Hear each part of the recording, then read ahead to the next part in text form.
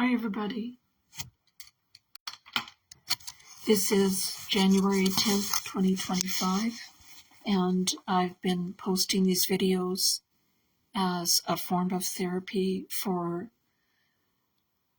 to recover from the trauma of watching the British Columbia New Democratic Party government lock up my little brother with Down syndrome, Paul Cairns, for 588 days before he died.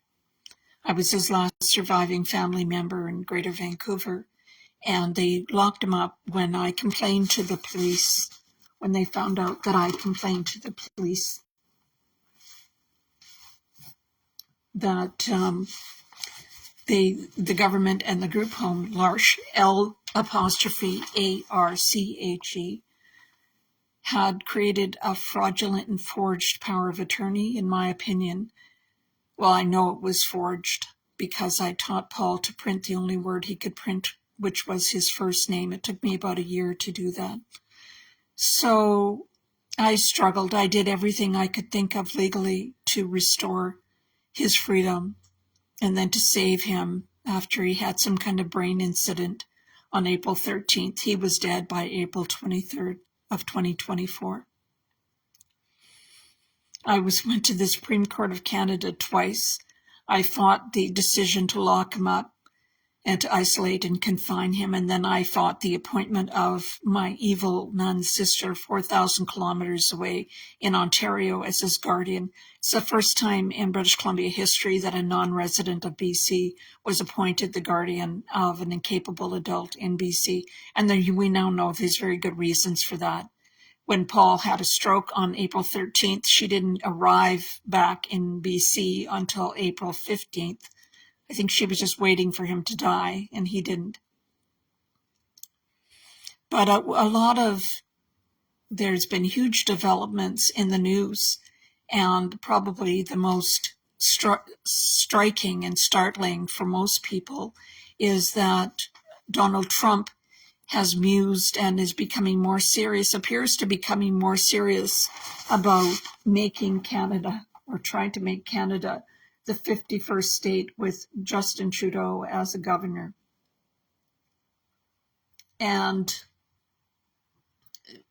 the reason it's relevant to my brother's isolation, confinement, and death, which I believe is the worst miscarriage of justice in Canadian history, is because Canada, we have this idiot narcissist for a leader. I call him Justin Castro. And his claim to fame is he brought in so-called medical assistance in dying. That was his like Hitler, killing people is his forte. And Canada has killed 60,000 people since October 19th, 2015, when Justin Castro came into power. Canada kills about 20 plus people today by lethal injection, just any old doctor or nurse. All it takes is the two signatures on a piece of paper together with the signature of the incapable or of the supposedly capable adult. They don't have to be dying. So if you think they have to be dying or have a reasonably foreseeable death, no, they don't. So disabled people can be offered, and they often are offered, death.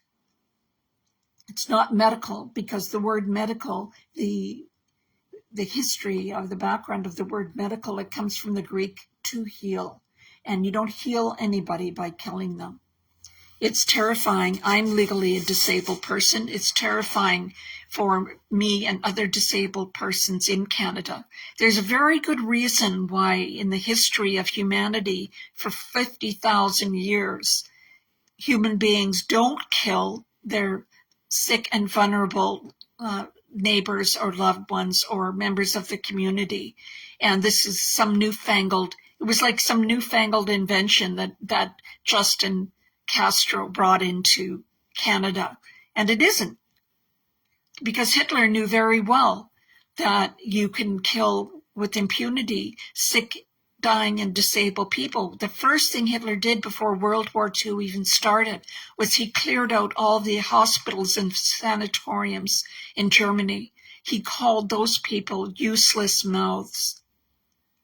And the reason it relates to Donald Trump threatening to assimilate Canada, our beautiful country, is because we have threatened our own sovereignty. The reason that Canadians and the Allies invaded Europe is because of Hitler killing people, killing sick and disabled people, and killing people the Jewish people that he had ostracized. That was the reason.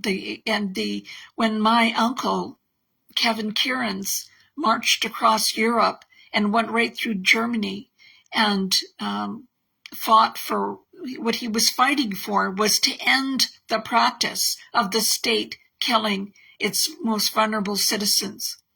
So Justin Castro has put Canada's sovereignty at risk by bringing in this evil practice.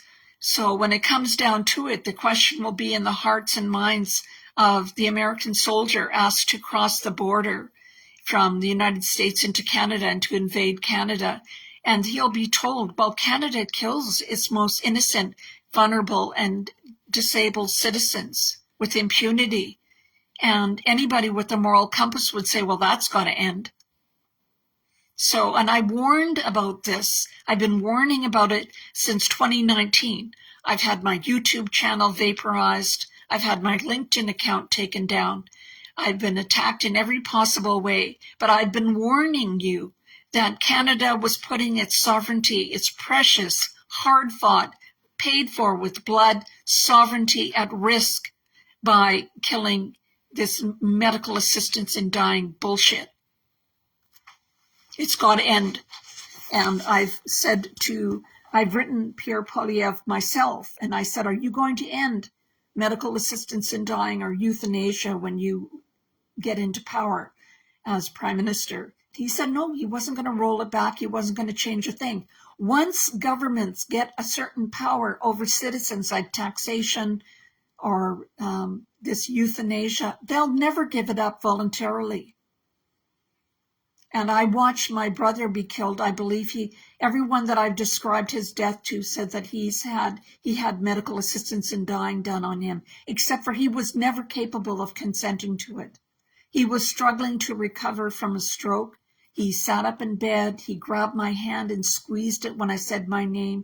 He grabbed a book from my hands and turned the pages perfectly.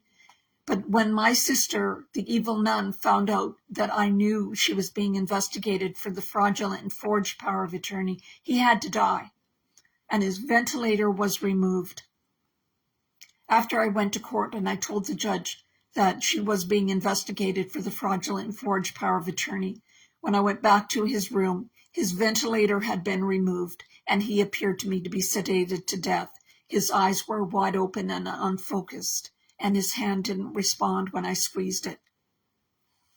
So we have put Canada as recklessly, we have this horrible man, and through a sequence of events and machinations that we couldn't, that only Hitler could have dreamed up, he's managed to hold on to power for almost 10 years. This evil narcissist, nincompoop, Justin Trudeau.